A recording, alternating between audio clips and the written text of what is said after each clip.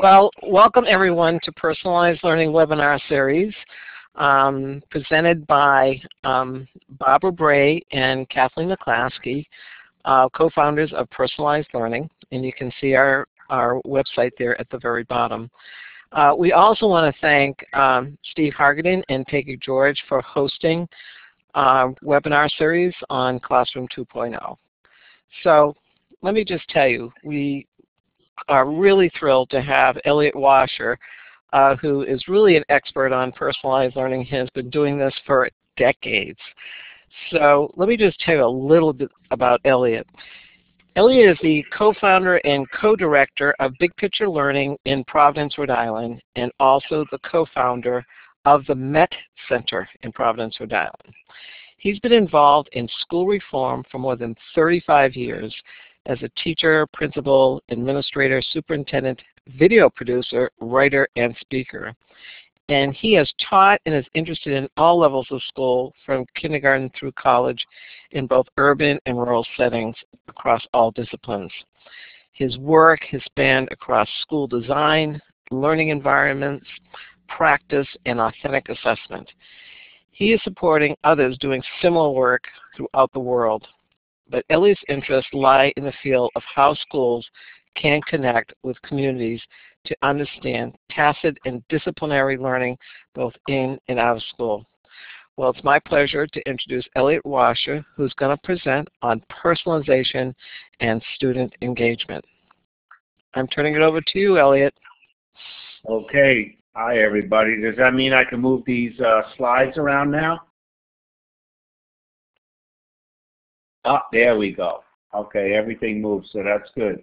So I'm going to talk about personalization, or really the person in personalization, which has kind of been left out when you talk to certain groups of educators about what personalized means, businesses, medicine, all of the words used all the time. And this first little slide I have up is recently taken from a Gallup poll of student engagement. And unfortunately, you could have had this slide up for the last 3 decades, and it looks the same. And, younger children are more engaged, and as they go through school, they get less and less engaged in school, and they get more and more bored. And what I'm going to talk a little bit about today, at least I hope to really hit on, is talking about prevention rather than treatment. What we do a lot of in education and medicine and business happens to be treatments. Treatments cost a lot more money than preventions. And I think this is I believe this is a big deal to hit on when we talk about personalized. Let me just kind of give you an example of, I fly all the time, unfortunately, and sometimes fortunately, because I like to go to the places where we work and engage people face to face. And I was getting on the airlines, and it was the Friendly Skies Airlines, or so they say, Friendly Skies, and we couldn't take off because I was on one of those little planes, and somebody comes on about 20 minutes later and says, well, you're all on a plane, but the plane's too heavy, and we can't take bags off because the rule of our airlines is bags go before people go. Well, it's the Friendly Skies, and I'm going, what do you mean bags go before people? I want to start a ruckus on the plane, but we sat there for about 90 minutes, had a little standoff until finally 2 people volunteered to get off the plane in the middle of the night so the rest of us could take off. And so here's a rule that people put out there, and instead of letting the people fly and taking the bags off, they had to let the bags fly, and the bags didn't go off with the people, and some people had to get off the plane. And yet they would call themselves the Friendly Skies, and of course everybody, the flight attendants, say, well, we apologize, but those are the rules. And so nobody really has authority, and I'm going to talk about that a little bit today. What that means in schools and in businesses, and how people use that word personalization in some very, very funny ways, and how things sometimes get connected to personalization in some funny ways. So here's a little slide from a new book, and it's about a woman, Amy Chua, and her husband, Jed, I believe, Rudenfeld, who wrote a book about how they think children can be successful. And this connects to academic rigor. And Amy Chua is the woman who is coined as the Tiger Mom. And this is her new book, what it says. 3 things. That my child is an honor student with a superiority complex, impulse control, and a deep sense of inferiority. And they say if you have those things, you're going to be successful in school, and that certain groups of people encourage those behaviors. First of all, there's a lot to talk about here. Second of all, it doesn't really talk or speak to engagement or what the child really wants, or is anybody asking him or her what they want. And just to break this stereotype a little bit, this is a young man who is now the youngest person to ever graduate medical school, who's Asian. And his mom homeschooled him. He was a classically trained pianist, and she did it because he was bored and disengaged in school. And here's a couple of quotes that are on the slide. Why would being allowed to challenge yourself be considered more damaging than being totally bored? And that's what the school system told this mom, that when she really wanted her child to be challenged around the things that he was interested in. She has a daughter as well. You see her in the background, who's also a college graduate now, I believe, or is going to college. She said, no, this isn't going to work. And on the bottom, she says, my priority was never my kids' academic success, but their well-being and happiness. So she was operating from a prevention mode, not a treatment mode. She wasn't going to allow a child to go into a system and have what I believe is pronounced as iatrogenesis. That is, when a patient in a hospital comes out sicker than when they went in, and that the cause of the illness is more around the nurse or the doctor or the facility itself causing the disease. I would argue that we have quite a bit of that going on in our education system as well. So here's a little pencil. It's the kind of pencils I use. They're pretty interesting pencils. They're called Palomino Blackling 602s. I would recommend them to you. And they really, when they have that little slogan there, there's really something to it. Half the pressure, twice the speed. From my understanding, Picasso and Hemingway used these pencils way back when. And I show that to you because I'm going to show you another slide now. These are goalies, a pair of goalies from Finland. And we all talked in education about how the Finns are producing such a great educational system. This is about goalies, though. Why would they produce great goalies? Well, it goes back to this half the pressure, twice the speed, and connections to the term personalized and personalization. So Finnish goalies are developed exactly the opposite of how they would be in America. They're not the biggest kids. They're not the strongest kids. They happen to be pretty fast. And they happen to have developed slowly. And a coach gets connected to them at a very early age and works with them and works with them and works with them on their speed, on their agility, and on their connections to the rest of the team. So psychologically and emotionally, they stay connected to the team and to the game and don't have all the pressure on them. I don't think that that's a metaphor looking for a reality. I really believe that there's something there for us to mine and to talk about when we talk about having strong connections to the things that you really want to do well, having adult supports around you, and being part of a community. And all those pieces working together, whereas in America, we do just the opposite. Just the opposite in our school systems as well. And get very, very different results.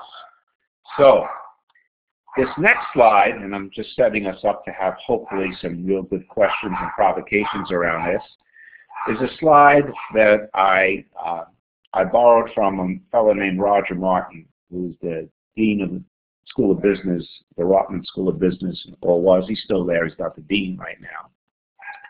And when I looked at this, he said, well, this is a representation.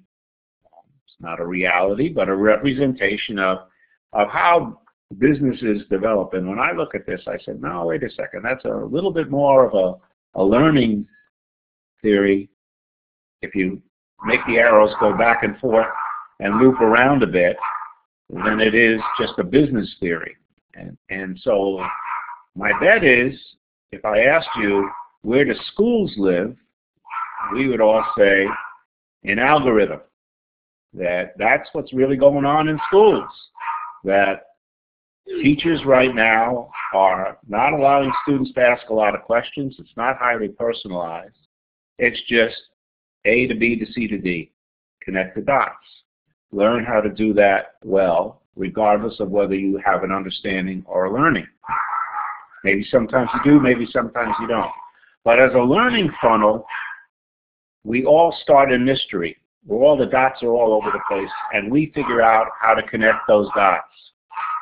And then we move into a space where, as we figured that out, we've developed our own rules about how those dots and how those pieces of the world and our realities that are connected to community and people and connected to other objects that we want to get better at doing, we figure that out, and then we start playing with those rules of thumb and eventually sometimes even algorithms.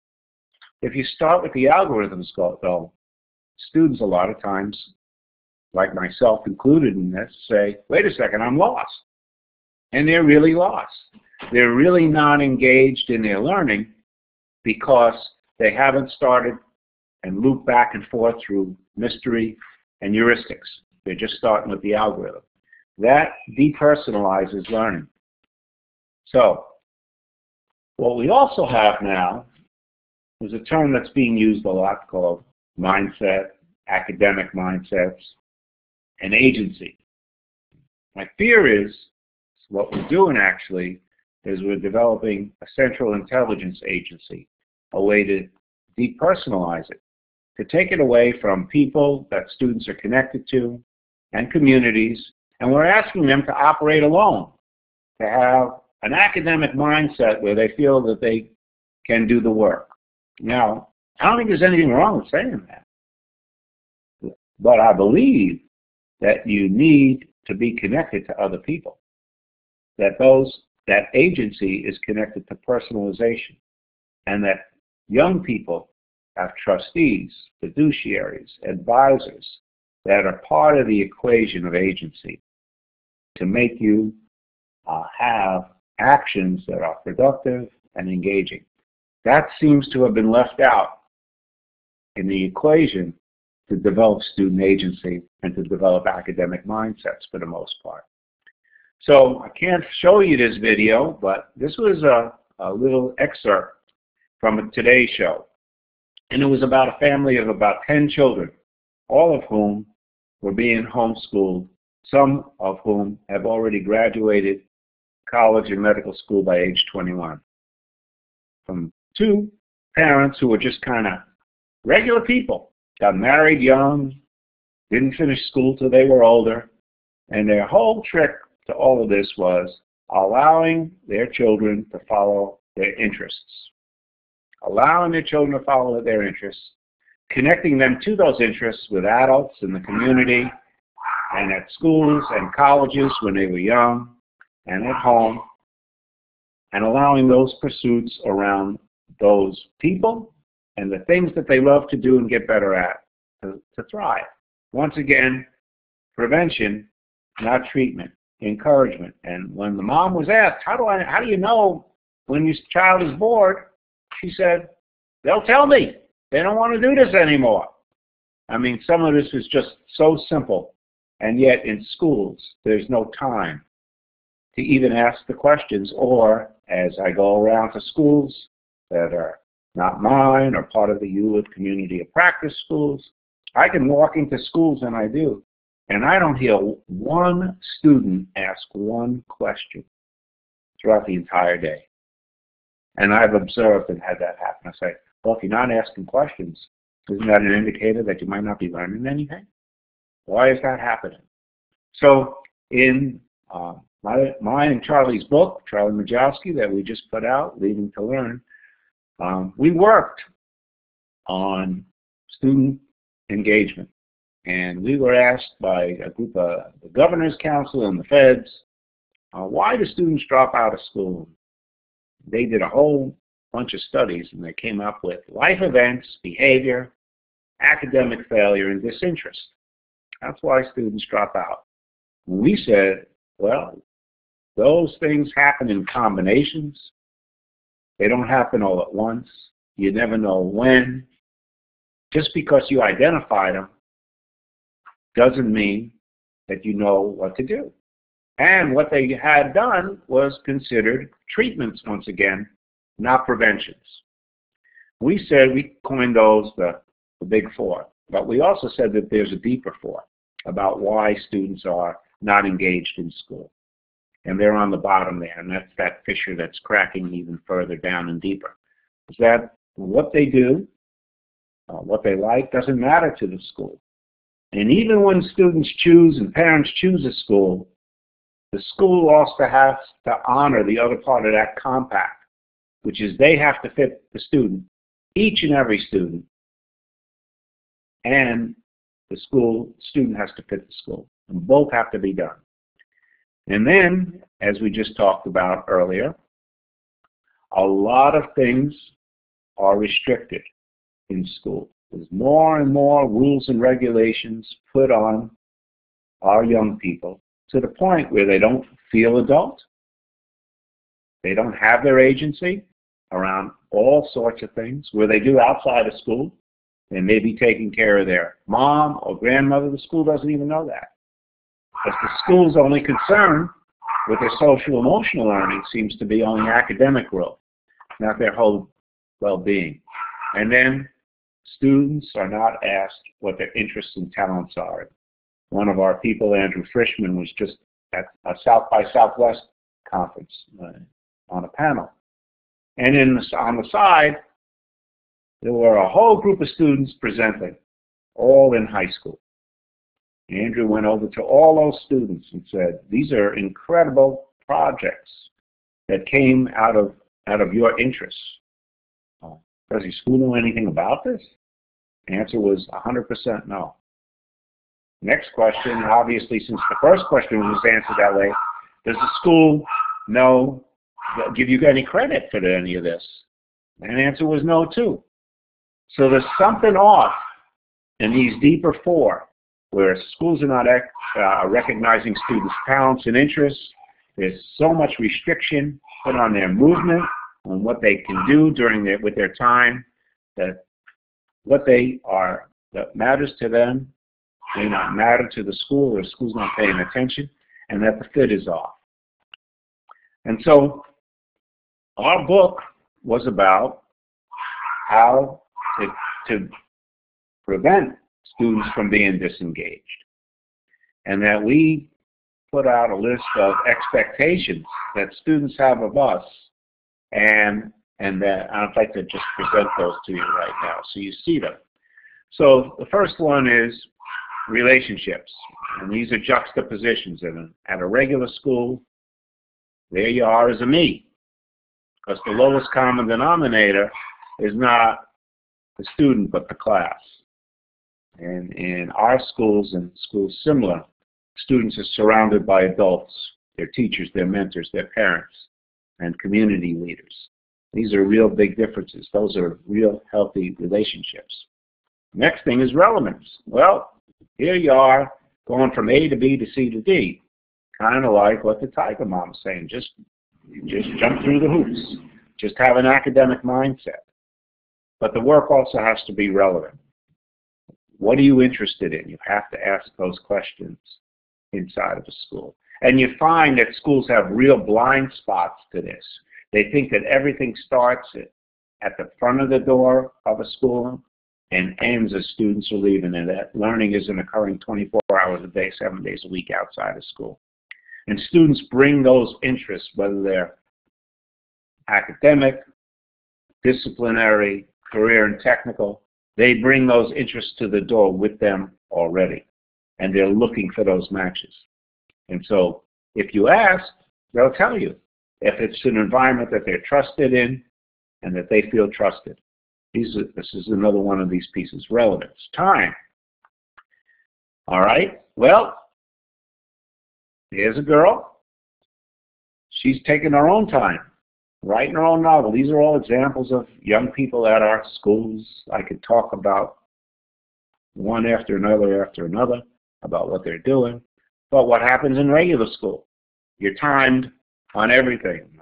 There's some, I go into some schools, the teacher says you have 50 seconds to talk to your neighbor. You have 10 seconds to think about that question. That's not how we learn. It's not how we operate. It's just wild to even think that way. And timing. Well, you're told what to do when. But in the real world, timing is really important, and you're in charge of it. That's agency. You can go to somebody to ask for help. You can put B before C and A. These are things that can happen and do happen all the time. Learning is not in a straight line. Learning is in spirals and in loops. There are no straight lines in nature. And so these are really, really big deals. Play. All right, there's one child on one side. Grades, no time to play. Make mistakes, and it becomes permanent impact. Other side of the equation is you make mistakes and you learn from them. Practice. Information goes in, but then we forget. If you use your hands, if you use your whole being, if you talk to people, if you take your time, if you're interested in what you're doing, all of a sudden, practice keeps going. I was with a guy who's an actor yesterday. I said, how do you learn how to read your lines? He said, well, first I memorize them. I got to get them inside so I know what the words are. He says, but then something happens. I have to become that person whose lines I'm reading. And I can't tell you how it happens, but it does. It's not just I'm memorizing them. That's the acting part. That's the real experiential part. That's the part where you move towards mastery. Choice. Well, if you go to American high school now, choices are pretty much laid out for you. Don't have much time to vary. But once again, in other schools, like ours and others, like I mentioned in the Deeper Learning Community of Practice, and others out there as well, and teachers doing great work, paying attention to real choices students are making.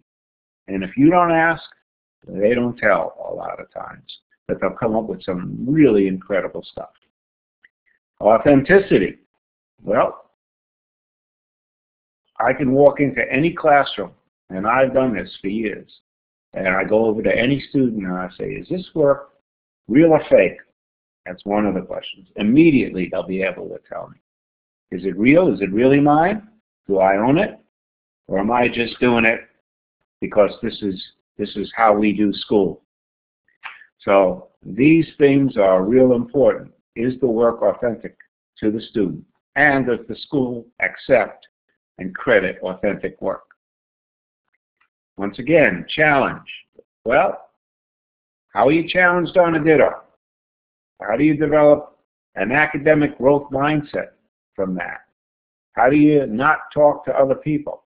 Rather than working with mentors, being in your community, working with your teacher, working with other students, where you're challenging yourself around something that's authentic and that you're interested in. Application.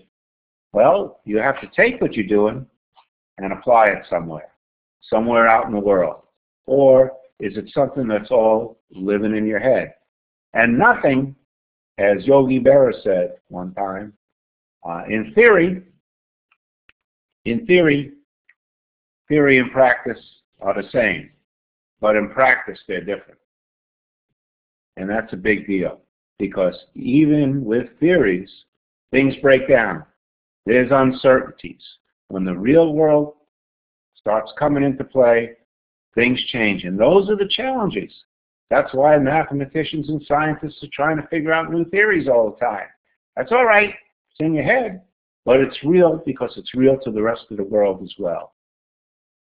So those are the 10 expectations. And Charlie and I sometimes think of them as imperatives, or like to think of them as imperatives, that we need to do these things to prevent disengagement, so we don't have to have treatments at the other side. So we frame these as the underlayment, as the foundation. On the bottom, relevance, relationships, choice, challenge, application, authenticity, practice, play, time, timing. And what we've done with our schools is we've developed programs around those expectations. Authentic assessment, personalized learning plans, where every student has a learning plan, where people who know you well are part of that plan and are questioning you on what you understand in your projects, in your tinkering, in your coursework, that you're learning through your interests in the outside world, that there's an advisory system where somebody knows you well from the school side of things, that the learning is real, that there's connections to colleges, technical schools, work, in post-secondary transitions, and that your parents know what you're doing. So along with that, we work and have worked with a man named William Sedlacek, and he studied college, people who graduate college in 4 years across race, class, and gender.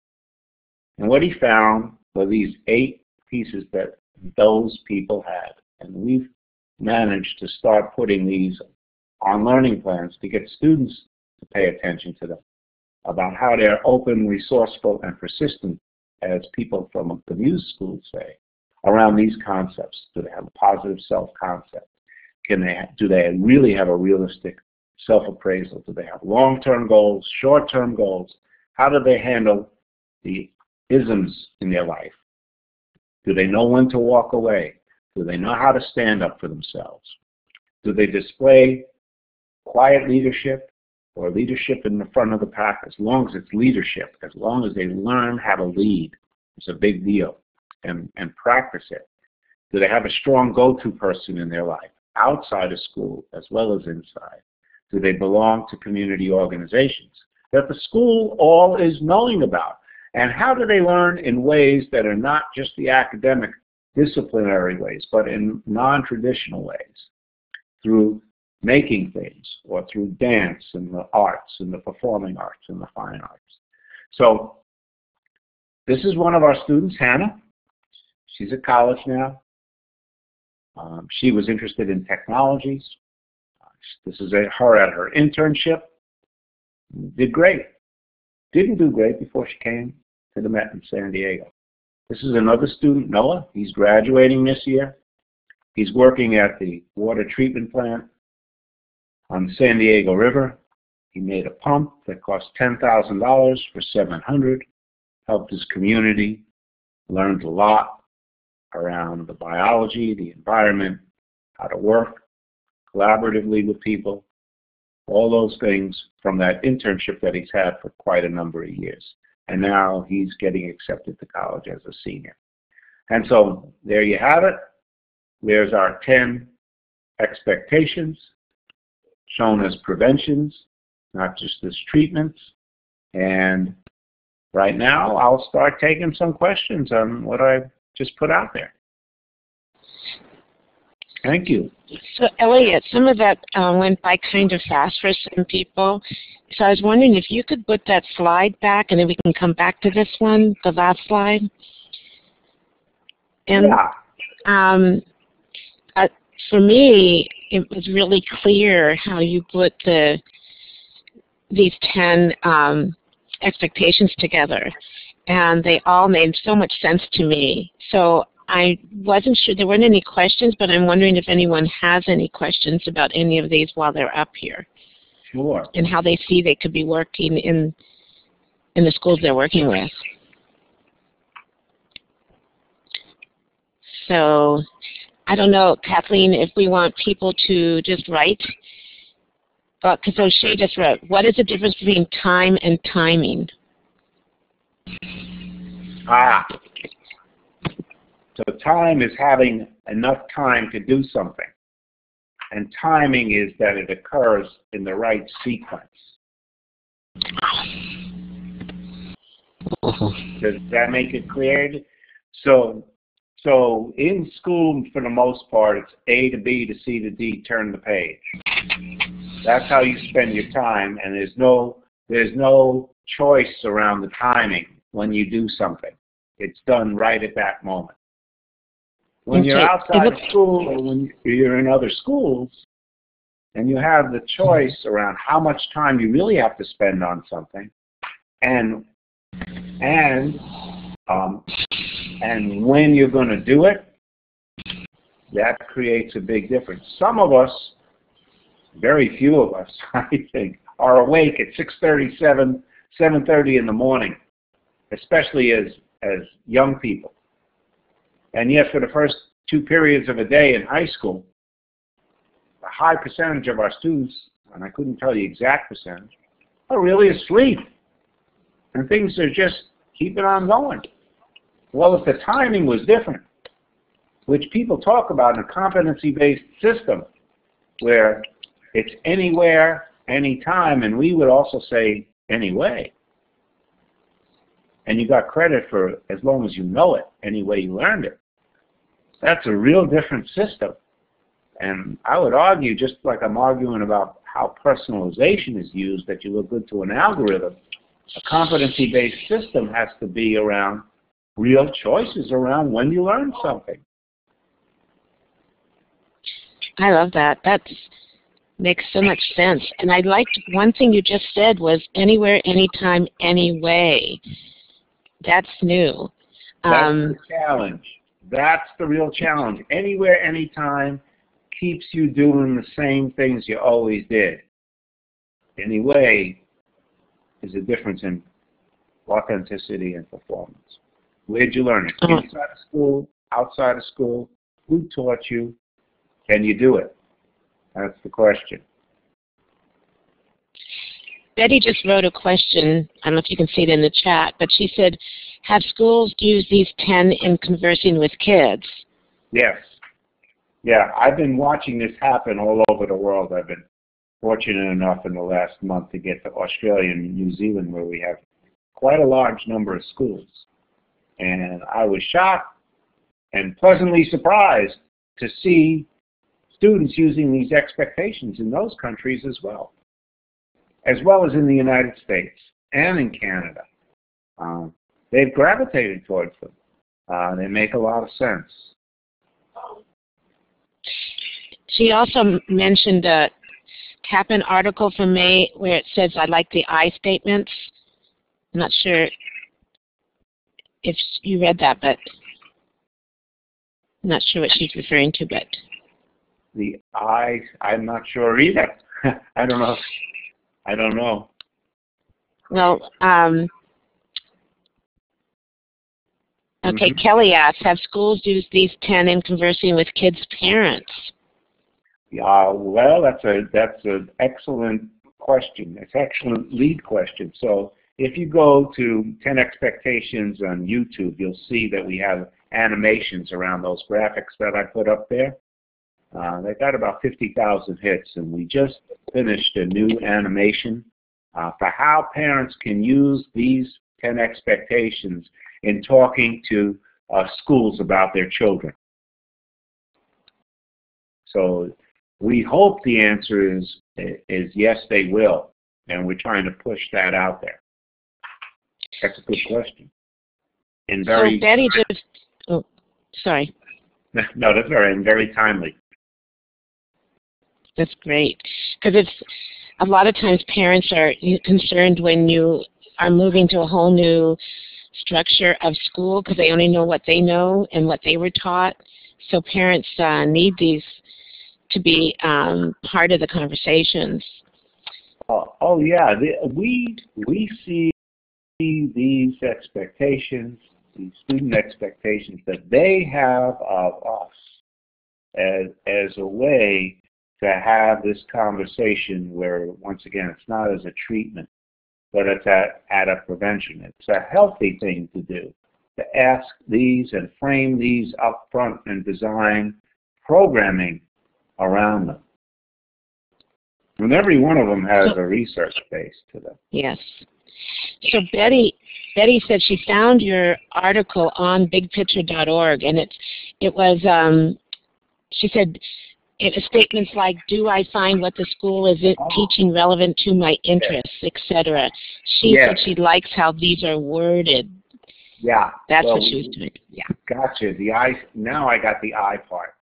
So right, Charlie and I put those together as a sets of questions around the expectations after talking with lots and lots of students and staff at our schools.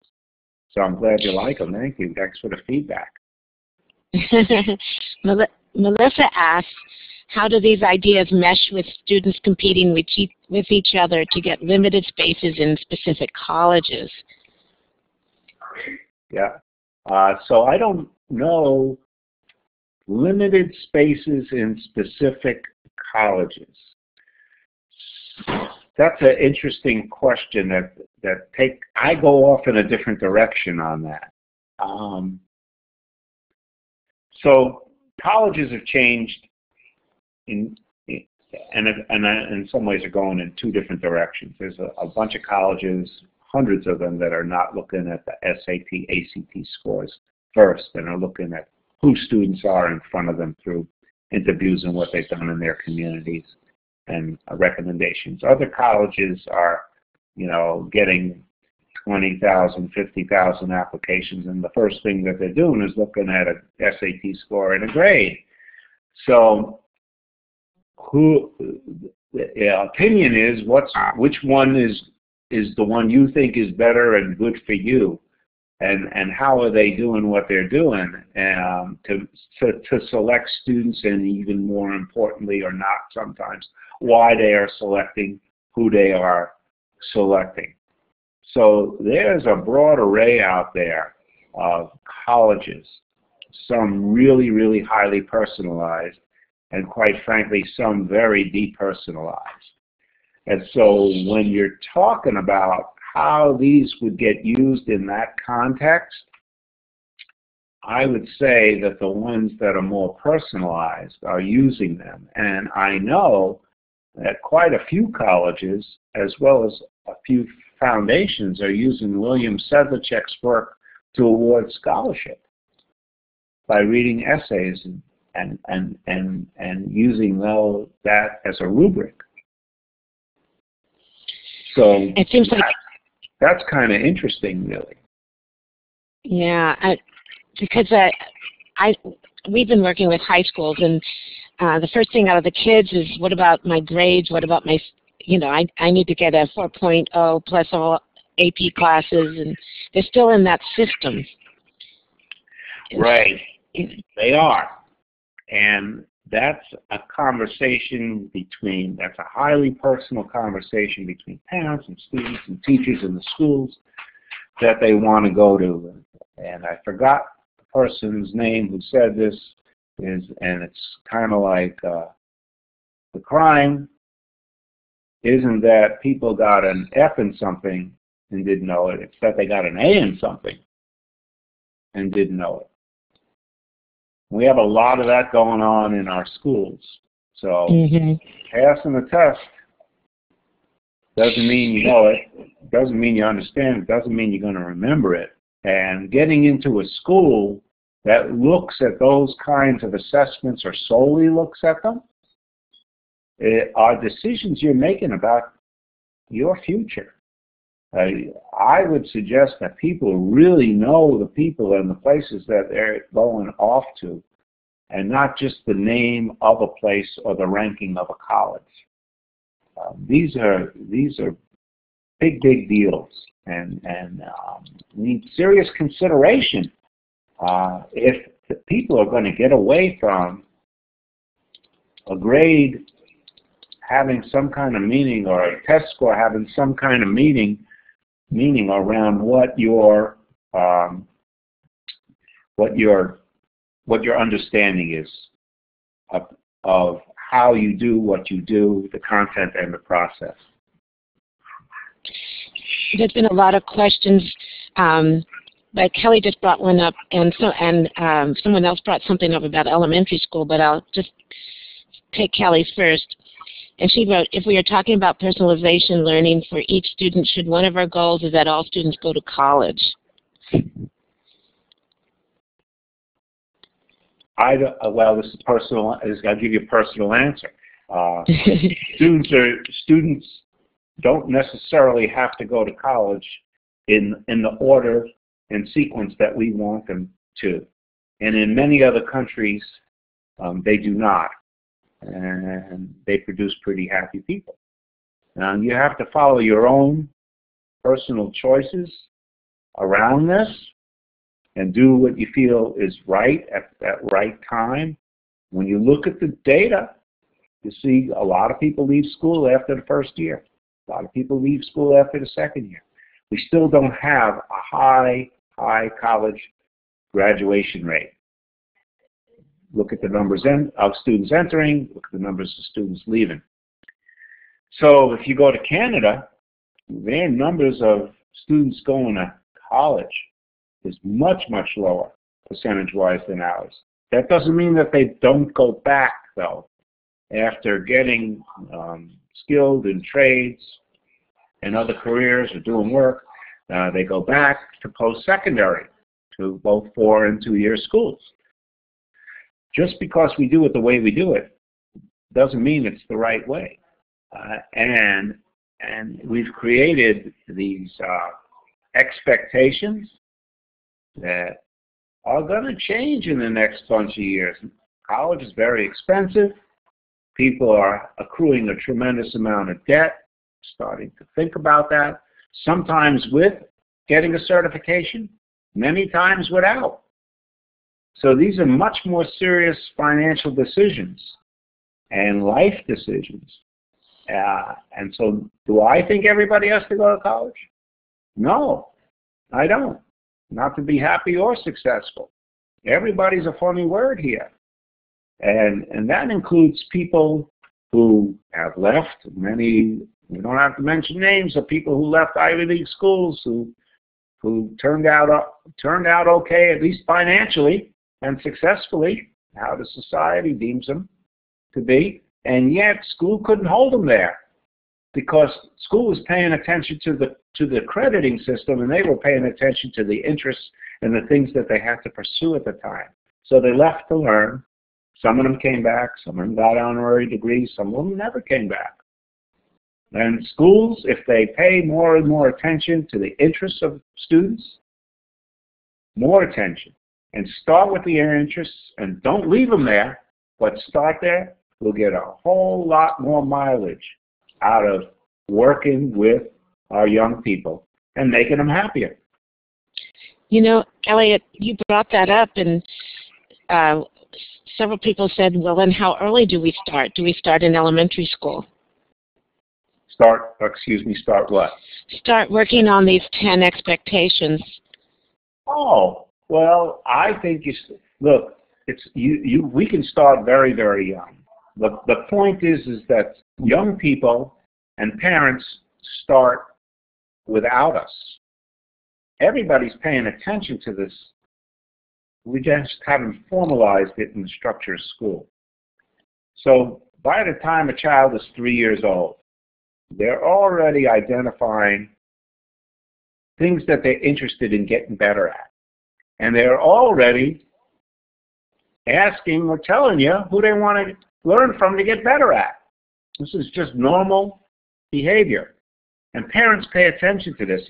And Benjamin Bloom wrote an excellent book, or research, did some excellent research, wrote a book on it called Developing Talent in Young People. I'd encourage everybody to read that. Basically, he studied people who were eminent in their fields, and he found out that they really weren't prodigies, that they had an interest in something, that they had strong parental support or adult support, and that those adults gave them the kind of technique, coaching, and tutoring that they needed to get really good at, and a child going into their older childhood years and become a teenager and then becoming adult, pursued those interests and got really good at them. What was the correlation between that and what schools were doing? Very little. And all we're saying is really pay more attention to the child in front of you, to the young person in front of you. What do they want to get better at? What are their interests with an S? How do we organize this on a learning plan that's a personal, with a person personal, not with an algorithm personal, not the business kind of personal that when, I think it's Jeff Bezos goes to the store, and he says, well, what do you consider highly personalized? He says, when I go and I go into a bar and the bartender already knows the drink I want. Well, what if I change my mind about that drink that day? So, you know, that was said in some New Yorker magazine.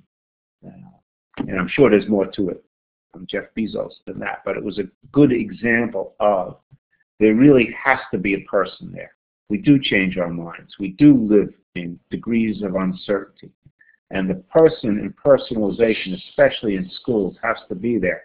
So students as agents act around the things that they're interested in, the things they want to get better at, the things they have to get better at, with adults in a role that guides them, facilitates them, and acts as their trustees and knows them well. You know, Elliot, everything you're saying, actually Elliot just wrote a guest post for us. It's on our website, all about this also, and it links back to, it's a cross post from his site. And we probably need to find that book on Benjamin Bloom that you mentioned. You can get it. And there was subsequent studies done by a woman named Sosniak around that correlation of what role does the school actually play in developing the interests and talents of young people. Mm-hmm. So U.S. Maestro is asking, because he looks at, you know, Benjamin Bloom is mostly theoretical, and he's wondering how does it also offer the application for how it could look at the elementary level. Right. Well, take a look at this. There's a concern there about that. Well, take a look at this book. He didn't just do Bloom's taxonomy. There were other parts of his work. And so I'd really recommend you take a look at it and draw your own conclusions from it. There's some very, very interesting, thoughtful work that was done there.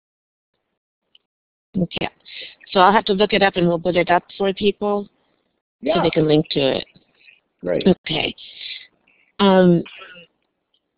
You also mentioned your book, and we have a little bit of time left. I think maybe have you kind of share a little bit about what else is in the book, because I think people would probably want to get this book, especially when you mentioned they had to leave to learn. Right. Well, there's really some strong examples of students from our schools and other schools and adults around why it's important to leave, to learn, and come back. That's what those footprints kind of show you. This is cyclical, and that we create a case around the deeper four, the 10 expectations, and a lot of examples and ways that anybody in any school and parents can develop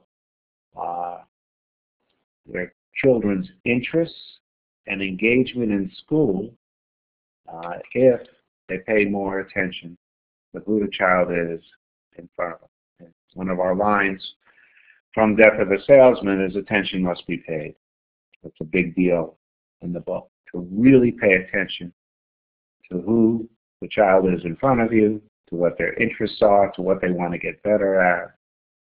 One of our mentors, Dennis is mine, Charlie Seymour Saracen, always talked to us about that his notion and ideas and practices of productive learning and deep productive learning was that the student has to want to be engaged. And that comes through in the things that are being taught, the objects that you're learning to get better at, and the people who are showing you how to do that.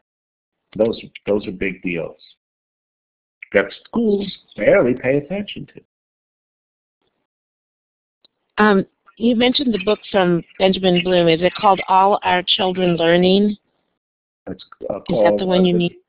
Developing Talent in Young People, I believe. Okay. I just want to find it for people so they can... I'll send you the link. Okay. It's definitely on Amazon. Yeah. Okay. Old books. I'll find it. Mm-hmm. There's a lot of other books that are written on this topic, and it's not just about practicing something for 10,000 hours. And I spend a lot of time talking to people who are approaching mastery around all different kinds of things that they do. They're constantly getting better at it. And the one thing they won't do, as Mike Rose says, he has a nice quote about this, as mastery is foregrounded, the clock recedes. People lose track of time. They spend their time, no matter how long it takes, trying to get better at things. Another fellow who's a really good chef in Chicago also has a master's degree in philosophy and mathematics, and one of the top 5 chefs there says, if I read 5 books on a subject, I know what 95% of the world knows about it. To understand what that other 5% knows is going to take me the rest of my life.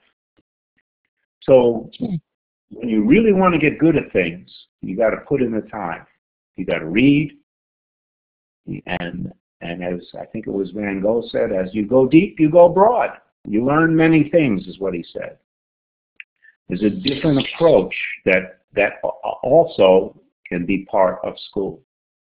That it's not just a mile wide and an inch deep. I do want to say we're at the end, but I think there was one question that Melissa brought up. She's concerned about how teachers are accountable for the learners to learn, and how it's been, that the accountability versus responsibility issue.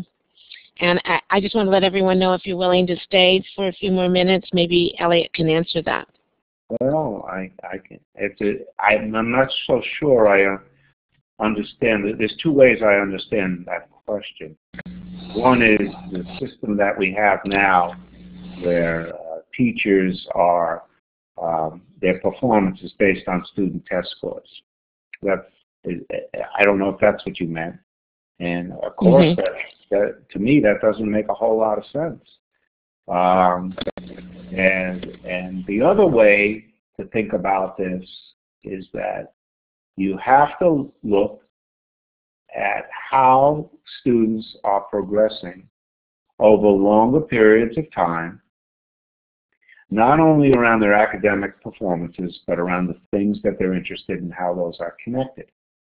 So this is a longitudinal look at a student. And when we start, and we are, to develop personalized learning plans, my hope is that the data that's collected is qualitative as well as quantitative. And when you go to a doctor, going back to a medical metaphor or medical reality. You ask doctors what's the most important part of the examination. Many will tell you it's the history.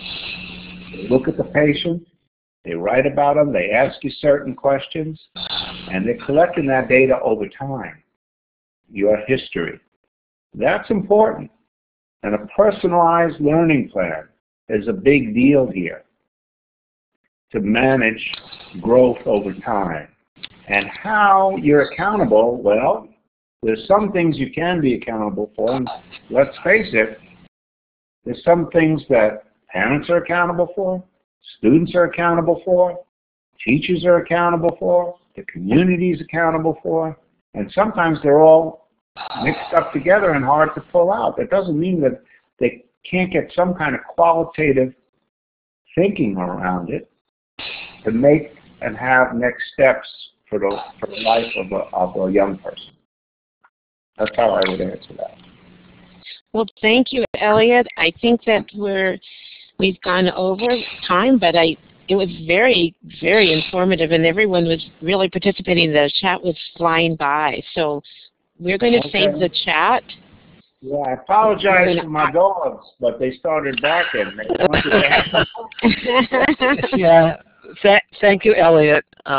We really enjoyed this a lot. I mean, you have a wealth of knowledge about this topic, and anyone that wants to follow Elliot, he writes a weekly blog at leavingtolearn.org. Yeah, and also a big picture. So thanks a lot, Barbara and Kathleen. It was a pleasure to work with both of you. And thank you, everybody in the audience. And one of these days, I hope it gets more personal. We get to see each other. Oh, yes. Thank you. We'll get everyone. Yeah, this is wonderful. Okay. Okay. Thank you, everyone, for joining us. We will be archiving everything. It'll be on our site, and we'll give a link for Elliot to put it on his also. Okay. I'm going to stop the recording.